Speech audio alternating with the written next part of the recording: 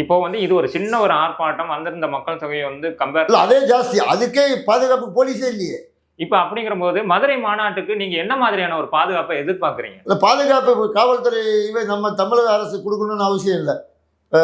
ரசிகர்களே கட்டுக்கோப்பா இருப்பாங்க. அதுல வந்து எந்த மாற்றமும் கிடையாது.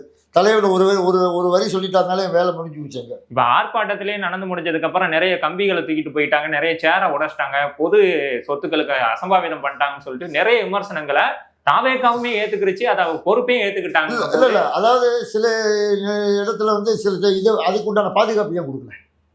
பாதுகாப்பு நீங்க கொடுத்திருந்தா அந்த சம்பவம் நடந்திருக்குமா?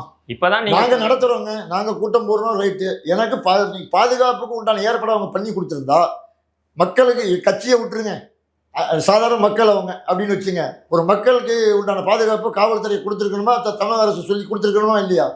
எல்லாரும் தூக்கி ரோட்ல நின்றுட்டு இங்க உள்ள ஆளே கிடையாது, நாங்க தான் இருந்தோம் அப்படின்னு கட்டுக்கோப்புக்கு மீறி கூட்டம் அந்த அளவுக்கு வந்துருச்சு. எதிர்பார்க்கல. இப்ப மதுரை மாநாட்டுல எவ்வளவு கூட்டம் வரும்னு எதிர்பார்க்க? ஃபுல்லா இருக்கும். ஃபுல்லான அந்த இடமே பத்தாதுன்னு தான் எனக்கு தோணுது. கண்டிப்பா வாய்ப்பு. நெல்லை அந்த சைடு பெல்ட்டுக்கே ஏரியா போச்சுங்க. ஒரு ஊரே திரண்டு வந்து என்ன பண்ண போறீங்க?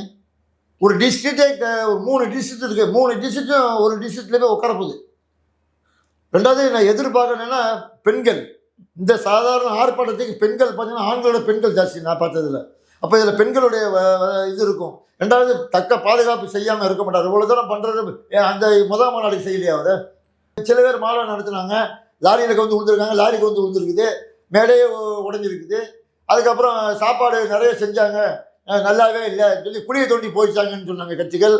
இவர் அப்படிலாம் பண்ணலை.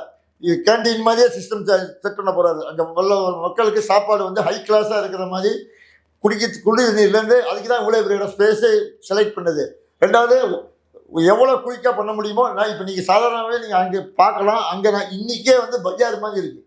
இன்றைக்கே ஃபெசிலிட்டிஸ் அந்த அளவுக்கு பண்ணிகிட்டு இருக்காங்க. இது வரைக்கும் எந்த மாநாட்டிலையும் இல்லாத அளவுக்கு, எந்த விபத்து நடக்காத அளவுக்கு கண்டிப்பாக முடியும்.